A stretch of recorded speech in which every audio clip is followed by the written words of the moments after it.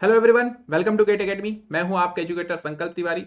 और जैसे कि आपने थंबनेल में देखा होगा कि एक आरआरबी मतलब रेलवे के जूनियर इंजीनियर की क्या लाइफस्टाइल रहती है, क्या प्रमोशन रहता है, सैलरी उनकी कितनी रहती है, कितने साल में उनका प्रमोशन होता है, फैसिलिटी क्या रहती है, तो ये सारे क्वेश्चंस आपके थे। तो उसके लिए हमने डायरेक्ट जो रेलवे में जूनियर इंजीनियर के रूप में काम कर रहे हैं, एन के साहू सर, उनको हमने इस वीडियो में लिया है। जो भी आपके क्वेश्चंस हैं वो सारे क्वेश्चंस का वो जवाब देने वाले हैं।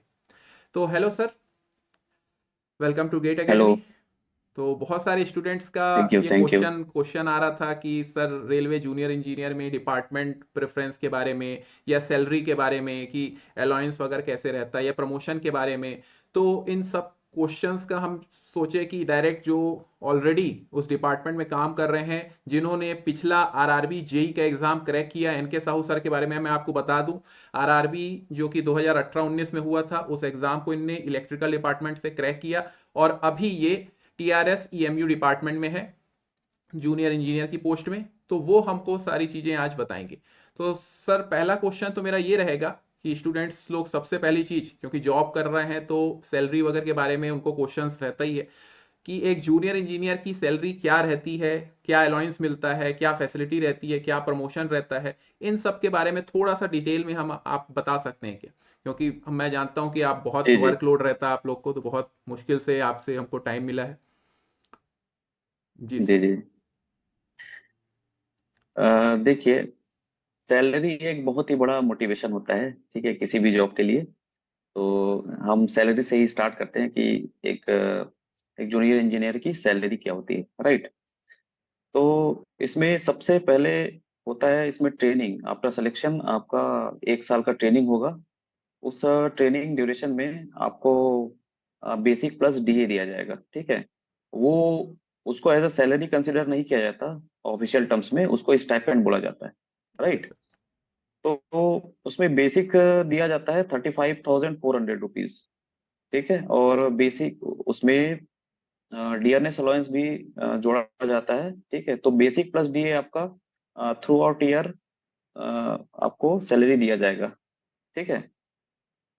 उसके बाद after training basic DA plus उसमें ऐड हो जाएगा ट्रांसपोर्टेशन अलाउंस, और एक होता है हाउस रेंटल अलाउंस, एचआरए, ठीक है। तो आपका जो टोटल सैलरी होगा वो डिपेंड करेगा कि आप कौन सी क्लास के सिटी में हैं, राइट।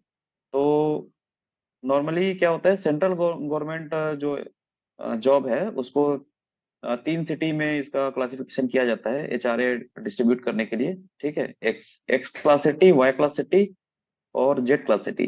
Okay sir. तो फिर इसमें गूगल पे आप सर्च करेंगे कि सिटी वाइज एचआरए, तो फिर आपको एक पूरा लिस्ट मिल जाएगा, ठीक है। उसमें मिनिस्ट्री ऑफ फाइनेंस का एक साइट है, या फिर मिनिस्ट्री ऑफ होम अफेयर्स या मिनिस्ट्री ऑफ डिफेंस, कहीं से भी आप निकाल सकते हैं। उसमें प्रॉपर सिटी वाइज कितना एचआरए दिया जाना है, ये उसमें लिस्टेड है, ठीक है। तो आफ्टर पोस्टिंग, जैसे कि मैंने बताया कि आपका जो टोटल सैलरी है वो एचआरए पे डिपेंड करेगा कि एचआरए कितना मिल रहा है, राइट। क्योंकि बेसिक और डीए तो सेम रहेगा सबका, ठीक है। बेसिक और डीए तो सेम मिलेगा, मतलब आफ्टर ट्रेनिंग की बात कर रहा हूँ मैं। Okay sir. After before training तो आपको बेसिक और डीए मिलेगा, ठीक है, सबको इक्वल ही मिलेगा। But after training final posting के बाद आपका सैलरी डिपेंड करेगा एचआरए पे, ठीक है। Okay sir. एचआरए पे और टीए पे। और एचआरए और टीए डिपेंड करेगा कि आप कौन सी क्लास के सिटी में पोस्टेड हैं, राइट। Okay sir. तो उसका पूरा लिस्ट एचआरए लिस्ट में दिया हुआ है, ओके सर। ठीक है। ठीक है, तो जैसे अभी बात करूं डीए की, तो डीए अभी करेंटली चल रहा है 0.5%, राइट। ओके। 50% डीए चल रहा है। ओके। मतलब बेसिक प्लस बेसिक का 50%, ये आपको ट्रेनिंग पीरियड में 1 साल तक मिलेगा। उसके ओके। बाद अगर मैं एचआरए की बात करूं, तो अगर आपकी पोस्टिंग एक्स क्लास सिटी में है तो उसके लिए बेसिक का 30% मिलेगा। ओके। और अगर वाई क्लास सिटी में आपका पोस्टिंग है तो बेसिक का 20% मिलेगा। और आपकी पोस्टिंग अगर सी क्लास सिटी में है तो उसके लिए आपको 10% ऑफ बेसिक जोड़कर दिया जाएगा सैलरी में। Okay sir. अब अगर मैं टीए की बात करूं, तो टीए के लिए इसका एक फॉर्मूला होता है। वो फॉर्मूला छोड़िए, आप जी आपको जी जी, हाँ, इतना मतलब अ, क्लियर हो गया स्टूडेंट्स को कि इतना एच आर ए क्या है, जी टी ए क्या है, डी ए क्या है। तो ये था सैलरी के जी बारे में। तो कुल मिला के सर एक मंथली सैलरी अप्रॉक्स ट्रेनिंग के बाद क्या पहुंच जाती होगी एक जूनियर इंजीनियर की? देखिए, अगर मैं क्लास जेड सिटी की भी बात करूं, तो जी। क्लास जेड सिटी में आपको minimum 55 to 60,000 in hand salary मिल जाएगा। ओके ठीक ओके। है। बहुत बढ़िया सर। और सर अगर जैसे हम बात करें कि जैसे बोला जाता है कि सेंट्रल गवर्नमेंट में प्रमोशन वगैरह का अच्छा रहता है, तो रेलवे डिपार्टमेंट में प्रमोशन का क्या रहता है कि अभी अभी अगर जो भी स्टूडेंट्स हैं वो जूनियर इंजीनियर बन के पोस्ट होंगे, तो कितने साल बाद वो अपने आप को सीनियर सेक्शन इंजीनियर में देख सकते हैं या उससे आगे वाली पोस्ट में देख सकते हैं? देखिए, प्रमोशन की अगर बात करें तो promotion depends on number of post, और you can say number of retirement कितने साल में हो रहा है। ओके। ठीक है। तो अगर ज्यादा रिटायरमेंट है तो फिर उसमें नॉर्मली होता क्या है कि आफ्टर ट्रेनिंग, हम्म। के बाद 6 महीने के अंदर क्या है, एक सीनियरिटी लिस्ट आ जाती है। उसमें आपको पता चलता है कि आप कितने नंबर पे हैं, राइट। तो उसमें नॉर्मली अभी ट्रेंड के हिसाब से पिछले कुछ सालों से अगर देखा जाए तो नॉर्मली 2 से 3 साल में एक प्रमोशन मिल जाता है as a SSC, senior section engineer, right. उसके बाद इसमें स्टैग्नेशन हो जाता है, इसके बाद कोई प्रमोशन नहीं होता। ओके। तो इसका ये मतलब नहीं है कि इसके बाद मतलब कोई अपॉर्चुनिटी अपॉर्चुनिटी नहीं है एज अ जेई या एज अ एसएससी। इसमें होता ये है कि 5 साल सर्विस के बाद एक अपॉर्चुनिटी हमारे पास होता है। अपॉर्चुनिटी ये होता है कि 5 साल के सर्विस के बाद जो एलडीसी होता है उसके लिए आप एलिजिबल हो जाते हैं। ओके। उसके अंडर आप एग्जाम देते हैं और एग्जाम क्लियर करके आप असिस्टेंट इंजीनियर भी बन सकते हैं। बहुत बढ़िया उसके बाद जो नॉर्मल प्रमोशन होता है वो होता रहेगा वो आगे। सर। Okay sir. जी तो ये था प्रमोशंस के बारे में कि आपके पास आगे भी बहुत सारी अपॉर्चुनिटी रहेगी, आप डिपार्टमेंटल एग्जाम देके भी आप प्रमोट हो सकते हैं। तो सर और भी कोई फैसिलिटी मिलती है कि जूनियर इंजीनियर को मेडिकल वाइज या फिर फैमिली वाइज कहीं घूम मतलब जैसे रहता है कि ट्रैवल वगैरह का, तो ये सारी फैसिलिटी कुछ मिलती है क्या? जी, इसमें देखिए, सबसे पहले ट्रैवलिंग की बात करता हूँ। ट्रैवलिंग के लिए आपको पास दिया जाता है। ओके ठीक है। सर।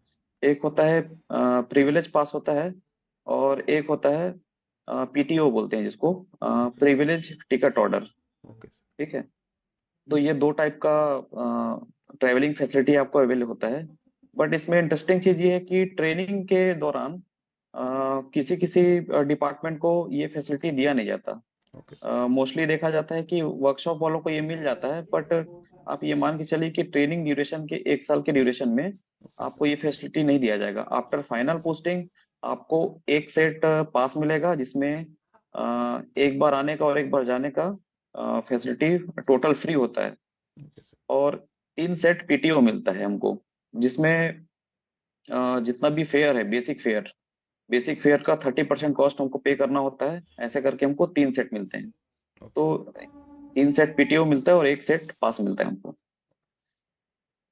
तो ये था मेडिकल और बाकी जो फैसिलिटी मिलती है जूनियर इंजीनियर को, तो ये बहुत। अच्छा, हाँ हाँ। मेडिकल मेडिकल फैसिलिटी की बात करूं तो मेडिकल फैसिलिटी में हर रेलवे एम्प्लॉय का एक उम्मीद कार्ड बनता है, अच्छा। Just like Ayushman card. अच्छा। तो उम्मीद कार्ड में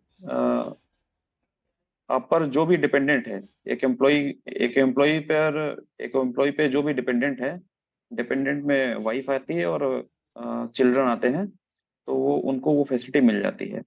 तो उम्मीद कार्ड में उनके अंडर में जो भी हॉस्पिटल लिस्टेड हैं, ठीक है, अभी स्टेट गवर्नमेंट भी हो सकता है, सेंट्रल गवर्नमेंट का हॉस्पिटल भी हो सकता है। तो ओके उस हॉस्पिटल में रेलवे एम्प्लॉय के लिए पूरा जो मेडिकल फैसिलिटी है पूरी तरह से फ्री होती है। थैंक यू सर, ये सब पता चला। एक बहुत इंपॉर्टेंट क्वेश्चन सर, अभी बच्चों मतलब जो लोग एस्पिरेंट्स हैं उनके दिमाग में ये बार बार अभी बहुत सारा, अभी फॉर्म फिलिंग की जो डेट है वो 29 अगस्त को ख़त्म हो जाएगी। एक क्वेश्चन बहुत बार आ रहा है जी और आप भी क्योंकि इलेक्ट्रिकल डिपार्टमेंट से हैं कि सर डिपार्टमेंट प्रेफरेंस क्या होना चाहिए? टीआरएस हुआ या ईएमयू हुआ या कई वर्कशॉप के हुआ, तो डिपार्टमेंट प्रेफरेंस क्या होना चाहिए? क्या सर मैं रेलवे में जाने के बाद मैं फिर यूपीएससी जैसी एग्जाम्स की प्रिपरेशन कर सकता हूँ, क्या आईएएस के एग्जाम की प्रिपरेशन कर सकता हूँ? क्या कौन सा डिपार्टमेंट में है जहाँ पे मैं फील्ड जॉब रहेगी, कहाँ पे ज़्यादा फील्ड जॉब नहीं रहेगी, मतलब ऑफिस वर्क रहेगा, छुट्टियाँ कितनी रहेंगी? इस प्रकार के जो क्वेश्चंस आ रहे हैं बच्चों में डिपार्टमेंट प्रेफरेंस के बारे में, उसके बारे में आप ही ज़्यादा अच्छे से बताएंगे, गाइडलाइन देंगे, तो वो ज़्यादा अच्छे से समझ पाएंगे। जी जी, बहुत ही अच्छा सवाल पूछा है आपने। ये जो डिपार्टमेंट प्रेफरेंस है, ये बहुत ही एक इम्पोर्टेंट मुद्दा है रेलवे में। ठीक है, क्योंकि honestly speaking, department to department work pressure बहुत इसमें डिपेंड करता है। जी सर। ठीक है, तो चलिए सबसे पहले मैं इलेक्ट्रिकल डिपार्टमेंट, अपने डिपार्टमेंट की मैं बात कर लेता हूँ। जी सर। देखिए, इलेक्ट्रिकल डिपार्टमेंट में टोटल उसका 3 सब डिपार्टमेंट है, राइट। जी सर। इसमें सबसे पहला आता है जनरल सर्विसेज, जिसको इलेक्ट्रिक जी भी बोल देते हैं, और इसको, हाँ, इलेक्ट्रिक जी ही बोलते हैं इसको। ठीक है। दूसरा आता है टीआरएस, ट्रैक्शन रोलिंग स्टॉक। इसके भी 2 सब डिपार्टमेंट है, एक आता है लोको और एक आता है ईएमयू, जिसमें जो मेरा डिपार्टमेंट टीआरएस ईएमयू में आता हूँ मैं। ठीक ओके। है। और तीसरा इसका मेन डिपार्टमेंट है टीआरडी। ठीक है, ट्रैक्शन एंड डिस्ट्रीब्यूशन। ठीक है, which deals with the OHE. ठीक है। तो इसमें देखिए, टीआरएस बेसिकली एक ओपन लाइन है। ठीक है। ओपन लाइन मतलब इसमें थोड़ा वर्क प्रेशर होता है और छुट्टियां इसमें कम मिलती है ना। मैं आगे छुट्टियों के बारे में और बात करूंगा, कितने टाइप की छुट्टियां मिलती है, क्या होती है। जी सर। फिलहाल हम डिपार्टमेंट के बारे में बात करेंगे। तो इसमें अगर एज अ इलेक्ट्रिकल अगर मैं आपको सजेस्ट करूं, तो फिर आपके लिए सबसे अच्छा इसमें है जनरल सर्विसेज। ठीक है, जनरल सर्विसेज में अच्छा है। और उसके पहले भी अगर मैं पोस्ट प्रेफरेंस की बात करूं इलेक्ट्रिकल में, तो सबसे पहले आप चूज करिए डिजाइन एंड ड्राइंग। ठीक है। डिजाइन एंड ड्राइंग के बाद आपके लिए सबसे अच्छा रहेगा वर्कशॉप। वर्कशॉप का जो इलेक्ट्रिकल है, आप वर्कशॉप चूज कीजिए। वर्कशॉप में देखिए, डिजाइन एंड ड्राइंग में सबसे अच्छा बेनिफिट ये है कि आपका ये 9 to 5 जॉब रहेगा या 10 to 6 जॉब रहेगा। इसमें किसी भी टाइप की नाइट ड्यूटी लगने का चांसेस बहुत कम रहता है। ठीक है। अच्छा, नाइट ड्यूटी अपने आप में एक इंटरेस्टिंग पहलू है रेलवे जॉब्स में। तो इसमें डिजाइन एंड ड्राइंग में नाइट ड्यूटी नहीं लगती।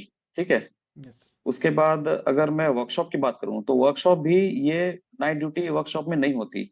और वर्कशॉप में सबसे अच्छी चीज ये है कि इसमें इंसेंटिव भी अलग से मिलता है इसमें। तो इसमें आपके सैलरी में भी अच्छा उछाल आता है। ठीक है, जो भी, जो कि एक अलग सा एक मोटिवेशन है। और उसके बाद आता है जनरल सर्विसेज।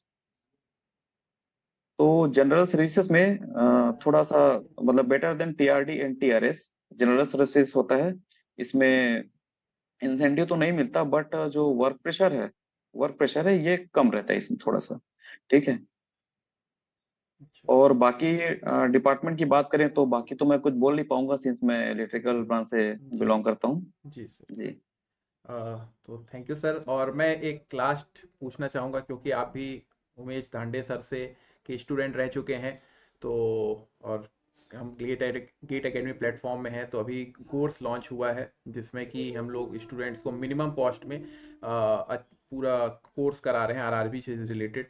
तो आपका कैसा एक्सपीरियंस रहा सर उनके पास, उनसे क्या क्या आपने सीखा, कुछ अपने जी। स्टूडेंट्स को बता सकते हैं?